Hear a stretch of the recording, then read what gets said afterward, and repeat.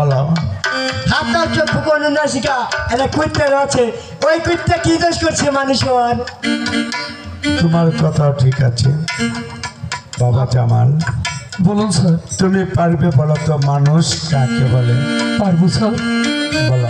Sir, হাত পা চক্ষু কোনো নাসিকা থাকলে তাকে একজন প্রকৃত মানুষ বলো না স্যার। তবে মানুষ বলে কাকে বাবা? যে আমার মৌলা আলী আহলে বায়াত পাক পাঞ্জাতনকে বিশ্বাস করে, যে বড়দের শ্রদ্ধা করে, ছোটদেরকে যে ভালোবাসে, যে ভালো মন্দ বিচার করতে জানে, এই বড় সত্য জ্ঞান যার ভিতরে আছে, তাকে তো প্রকৃত একজন মানুষ বলে স্যার। অলরাইট, ভেরি গুড বাবা জামাল, তোমার প্রশ্নের উত্তর সঠিক হয়েছে।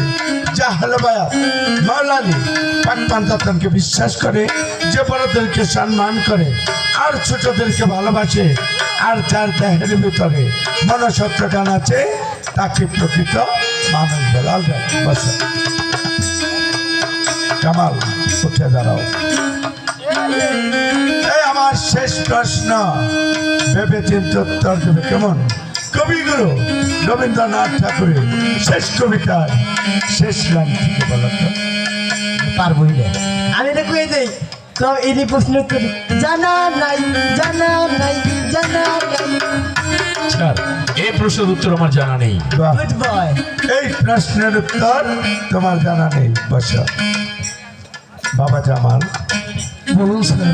তুমি পারবে বলো তো কবিগুরু রবীন্দ্রনাথ ঠাকুরের শেষ কবিতার শেষ লাইন থেকে বলো তো।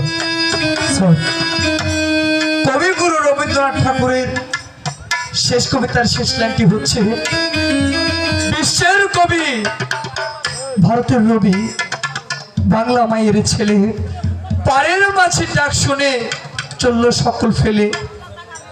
অলরাইট, ভেরি গুড বাবা জামাল, তোমার প্রশ্নের উত্তর সঠিক হচ্ছে। 18,000 মাকলুকাত সৃষ্টি করে এই তারা ধামে পাঠিয়েছে, আবার সে যেদিন আমাদেরকে ডাক দিবে, সমস্ত হাতের কাজ ফেলে আবার পরপারেই চলে যেতে হবে। তাই তো কবি বলেছিল, বিশ্বের কবি ভারতের রবি, বাংলা মায়ের ছেলে, পারের মাঝে ডাক শুনে চলল সকল ফেলে। অলরাইট, বসো। Kamal, stand up. তোমাকে একটি কথা বলবো। বলেন। আগামীকাল থেকে ভালোভাবে লেখাপড়া করে যদি স্কুল আসতে পারো আসবে, আর নচেত এই স্কুল আর আসবে না, কেমন? এই স্যার, এটা আমার বাবার স্কুল, আর স্কুলে আমরা দুটি ভাইটা বলবো, ঠিক তাই হবে। কামাল।